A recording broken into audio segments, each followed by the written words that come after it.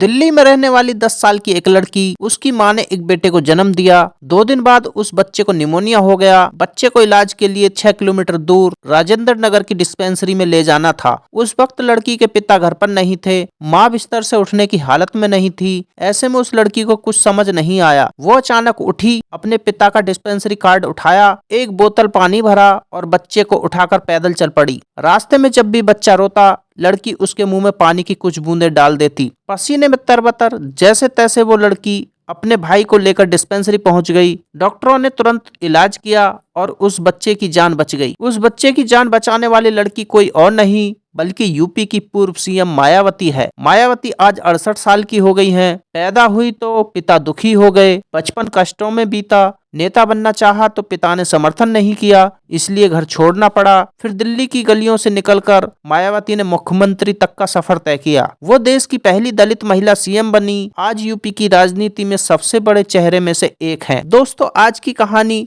UP की पूर्व मुख्यमंत्री मायावती जी के ऊपर है। तो आइए इनके जन्मदिन के मौके पर उनकी कहानी को शुरू से जानते हैं। 15 जनवरी 1956 को दिल्ली में रहने वाले डाकतार विभाग के क्लर्क प्रभुदास के घर एक बच्ची की किलकारी गूंजी। नाम रखा मायावती। मायावती अपने घर की तीसरी बेटी थी। उनका कोई भाई नहीं था। घर में तीसरी बार लड़की के जन्म से पिता प्रभुदास दुखी हो गए। उन्हें अपना वंश आगे बढ़ाने के लिए एक बेटा चाहिए था। मायावती के जन्म के बाद प्रभुदास के रिश्तेदारों ने उन्हें उनकी पत्नी रामरती के खिलाफ भड़काना शुरू कर दिया। उनका कहना था कि रामरती ने लगातार 3 बेटियां पैदा की हैं। अगर उन्हें लड़का चाहिए तो दूसरी शादी कर लें। प्रभुदास ने कुछ वक्त सोचा, वो भी दूसरी शादी के लिए तैयार हो गए। मायावती के दादा मंगल सेन को जब यह बात पता चली तो वह बहुत नाराज हो गए और उन्होंने प्रभुदास को दूसरी शादी करने से रोक दिया। एक बार की बात है, मायावती अपने ननिहाल सिमरौली में गई हुई थी। गांव के पास ही काली नदी नाम की एक छोटी नदी बहती है। वो अपने नाना के साथ उसी नदी के पास खड़ी थी। तभी एक लकड़बग्गा वहां से गुजरने लगा। मायावती के नाना ने उन्हें पकड़ा और लकड़बग्गे से दूर ले गए। मायावती ने पूछा, नाना ये क्या है? नाना ने बताया कि यह एक लकड़बग्गा है, इससे दूर ही रहना वरना खा जाएगा। नाना ने इतना बोलकर दूसरी तरफ देखा ही था कि मायावती बोली, यह मुझे कैसे खाएगा? इससे पहले मैं ही इसे खा जाऊंगी। इतना बोलकर वो लकड़बग्गे के पीछे दौड़ पड़ी। आगे कुछ गांव वालों ने मायावती को लकड़बग्गे के पीछे दौड़ते देखा तो उन्हें रोक लिया और नाना को सौंप दिया। इस पूरे किस्से का जिक्र लेखक अजय बोस ने मायावती पर लिखी बहन जी नाम की किताब में किया है। मायावती 5वीं क्लास में थी। उनकी माँ प्रेग्नेंट थी। एक दिन अचानक उनके पेट में दर्द हुआ। गांव के अस्पताल में एडमिट कराया गया। उन्होंने एक बेटे को जन्म दिया, लेकिन जन्म के 2 दिन बाद ही उस बच्चे को निमोनिया हो गया। उस वक्त मायावती के पिता घर के किसी काम से गाजियाबाद गए थे। बच्चे के इलाज के लिए उसे 6 किलोमीटर दूर राजेंद्र नगर की सरकारी डिस्पेंसरी ले जाना था। पिता घर में नहीं थे और माँ बिस्तर से उठने की हालत में नहीं थी। मायावती उस वक्त सिर्फ 10 साल की थी। उन्हें कुछ भी समझ नहीं आया। वो उठी, पिता का डिस्पेंसरी कार्ड उठाया, एक बोतल में पानी भरा, बच्चे को उठाकर चल पड़ी। रास्ते में जब वो बच्चा रोता तो मायावती उसके मुंह में पानी की कुछ बूंदें डाल देती थी। रास्ता लंबा था। जब भी वो थक जाती, बच्चे को कभी दाएं कंधे की तरफ तो कभी बाएं कंधे की तरफ कर लेती। पसीने से तरबतर आखिर में वह अस्पताल पहुंच गई। डॉक्टरों ने देखा तो हैरान रह गए। बच्चे का इलाज शुरू हुआ, इंजेक्शन लगे और 3 घंटे बाद उसकी हालत में सुधार आ गया। मायावती ने इसके बाद बच्चे को फिर से गोद में उठाया और पैदल ही घर के लिए निकल ली। जब घर पहुंची तो रात के 9:30 बजे थे।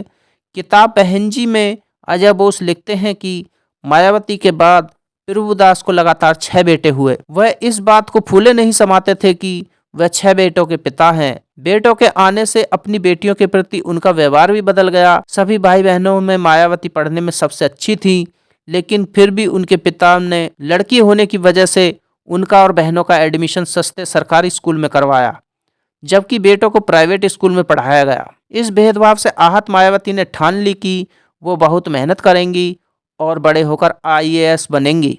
1975 में उन्होंने दिल्ली यूनिवर्सिटी से पॉलिटिकल साइंस और इकोनॉमिक्स से BA किया। उसके बाद BEd करके वो स्कूल में टीचर के तौर पर काम करने लगी। दिन में पहले पढ़ाती, फिर घर जाकर UPSC की तैयारी करती। इसके साथ ही उन्होंने LLB की डिग्री भी हासिल की। UPSC की तैयारी के वक्त ही दिल्ली के कॉन्स्टिट्यूशनल क्लब में एक सम्मेलन हो रहा था। मायावती वहां मौजूद थी। उस वक्त के स्वास्थ्य मंत्री राजनारायण भी थे। उनका भाषण शुरू हुआ। उन्होंने जैसे ही दलितों को हरिजन कहकर संबोधित किया, मायावती नाराज हो गईं। वो स्टेज पर चढ़ीं और उन्होंने इस चीज़ का विरोध किया। वहां मौजूद लोगों ने मायावती के इस फायर ब्रांड अवतार की खूब सराहना की। सम्मेलन खत्म हुआ। हर जगह इस घटना की चर्चा होने लगी। काशीराम को जब यह बात पता चली तो अगले ही दिन वो मायावती से मिलने उनके घर पहुंच गए। मायावती उस समय लालटेन की रोशनी में पढ़ाई कर रही थीं। काशीराम ने उनसे पूछा, तुम क्या बनना चाहती हो? मायावती बोली, मैं आईएएस अफसर बनना चाहती हूँ ताकि अपने समाज के लिए कुछ कर सकूं। मायावती का यह जवाब सुनकर काशीराम बोले, मैं तुम्हें उस मुकाम पर ले जाऊंगा जहां दर्जनों आईएएस अफसर तुम्हारे सामने लाइन लगाकर खड़े होंगे। सही मायने में तुम तब अपने समाज की सेवा कर पाओगी। अब तुम तय कर लो तुम्हें क्या करना है। मायावती ने काशीराम की इस बात पर सोच विचार किया। आखिरकार वो उनके आंदोलन से जुड़ने को तैयार हो गईं। लेकिन आगे बढ़ने से पहले मायावती के लिए चुनौतियां उनके घर से ही शुरू हो गईं। उनके पिता नहीं चाहते थे कि वो राजनीति में जाएं, इसलिए उन्होंने मायावती पर सब छोड़कर यूपीएससी की तैयारी करने का दबाव डाला। मायावती को पिता की यह इच्छा अब मंजूर नहीं थी। उन्होंने टीचिंग से जुटाई कमाई इकट्ठा की, सूटकेस में कपड़े भरे और घर छोड़ दिया। हालांकि उनके पास इतने पैसे नहीं थे कि वो किराए पर कमरा ले पाए, इसलिए वह संगठन के ऑफिस में आकर रहने लगी। इसके बाद वह काशीराम के साथ तमाम आंदोलन में शामिल होने लगी। साल 1984 में जब बहुजन समाज पार्टी यानी बसपा की स्थापना हुई, तब मायावती उसकी कोर टीम का हिस्सा थीं। उन्होंने साल 1984 में पहली बार कैराना लोकसभा चुनाव लड़ा, लेकिन हार गईं। इसके बाद 1985 में बिजनौर और 1987 में हरिद्वार से भी हार गईं। फिर 89 के उपचुनाव में मायावती बिजनौर सीट से चुनाव जीतकर संसद पहुंच गईं। साल 1991 आया। देश में एक बार फिर लोकसभा चुनाव हुए।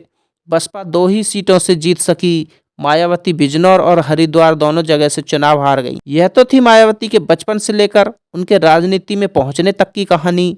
आगे बात मायावती के जीवन के 2 ऐसे किस्सों की जिन्हें वो जीवन भर शायद भुला नहीं पाएंगी। पहला किस्सा दिसंबर 1991 का है। जगह बुलंदशहर। मायावती और एक डीएम के बीच बैलेट पेपर देखने के लिए छीना झपटी होने लगी।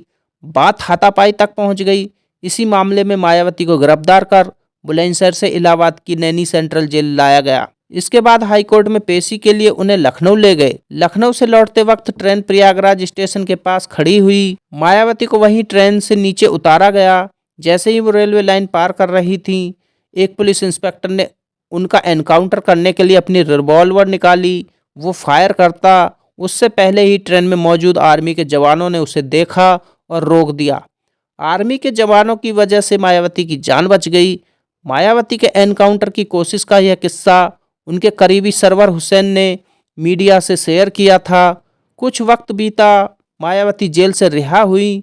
काशीराम के सहयोग से उन्होंने सियासत में दांव पेच सीखे। वह एक बेहतरीन और तेज तर्रार वक्ता थीं, इसलिए उनकी लोकप्रियता तेजी से बढ़ने लगी।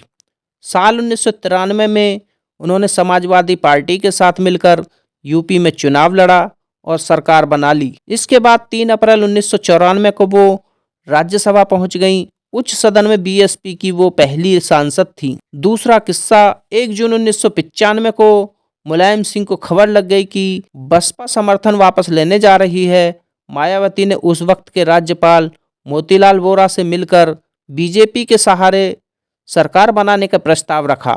मुलायम सिंह गुस्से से लाल हो गए। बसपा के प्रदेश अध्यक्ष राम बहादुर को अपने पाले में कर लिया। उनके साथ 15 और विधायक भी आ गए, लेकिन दल बदल कानून से बचने के लिए 1/3 सदस्य चाहिए थे, यानी 8 और विधायक चाहिए थे। अजय बोस बताते हैं, काशीराम के अस्पताल में होने के कारण मुलायम सिंह इस बात को लेकर निश्चिंत थे कि सरकार चलती रहेगी, क्योंकि बसपा के कई विधायक पहले से जेब में थे। लेकिन जब समर्थन वापस लेने की बात आई, तब तय हुआ कि बसपा के और विधायकों को डरा धमकाकर अपने पाले में किया जाए। 2 जून 1995 मायावती लखनऊ के मीराबाई स्टेट गेस्ट हाउस में पार्टी के विधायकों और सांसदों के साथ मीटिंग कर रही थीं। उस वक्त वह इसी गेस्ट हाउस के रूम नंबर 1 में रहती थीं। सभी विधायक कॉमन हॉल में बैठे थे। 4 बजे थे। तभी सपा के करीब 200 कार्यकर्ता और विधायक गेस्ट हाउस पहुंच गए। उनकी पहली लाइन थी, चमार पागल हो गए हैं। सपा कार्यकर्ता बद्दी बद्दी गालियां दे रहे थे। बसपा के विधायकों ने मेन गेट बंद करना चाहा, तभी उग्र भीड़ ने उसे तोड़ दिया। इसके बाद बसपा के विधायकों को हाथ, लात और डंडों से पीटा जाने लगा। मायावती के साथ बदसलूकी हुई। उन्होंने भागकर अपने आप को एक कमरे में बंद कर लिया। उपद्रव कर रहे लोग दरवाजा पीटने लगे, कह रहे थे चमार औरत को उसकी मांद में से घसीटकर बाहर निकालो। उस वक्त पेजर का चलन था। जैसे तैसे प्रशासन को सूचना दी गई। रात में जब भारी पुलिस फोर्स पहुंची और मायावती को लग गया कि अब वह सुरक्षित है, तब जाकर कमरे से बाहर आई। साल 1995 में राज्यपाल ने मुलायम सिंह यादव को बाहर का रास्ता दिखा दिया और मायावती भाजपा के समर्थन के साथ यूपी की सीएम बन गई। सीएम की कुर्सी तक पहुंचने वाली वो देश की पहली दलित महिला थी। उस वक्त के पीएम पीवी नरसिम्हा राव ने इसे लोकतंत्र का चमत्कार कहा। इसके साथ धीरे धीरे मायावती सियासत की मंझी हुई खिलाड़ी बन गई। संघर्ष हुआ, सियासी गुणा भाग हुआ, लेकिन मायावती का सटीक निशाना लगता रहा। इसके बाद साल 1997, 2002 और 2007 में भी मायावती ने सीएम के तौर पर यूपी की कमान संभाली। इसी बीच साल 2003 में उन्हें बीएसपी का राष्ट्रीय अध्यक्ष चुना गया। तब से लेकर आज तक वो बीएसपी की सबसे बड़ी नेता और यूपी की सियासत के बड़े चेहरे के रूप में जानी जाती हैं। फिलहाल 2024 में होने वाले लोकसभा चुनाव के लिए बसपा तैयारी कर रही है। इससे ठीक पहले मायावती ने अपने भतीजे आकाश आनंद को पार्टी का उत्तराधिकारी घोषित किया है। दोस्तों, इस कहानी को सुनाने का उद्देश्य किसी को परेशान करना नहीं है, किसी का दिल दुखाना नहीं है, बल्कि इस घटनाक्रम को सुनाने का मुख्य उद्देश्य आपको जागरूक कराना है, आपको सचेत करना है। जागरूक रहिए, सचेत रहिए। जय हिंद, जय भारत।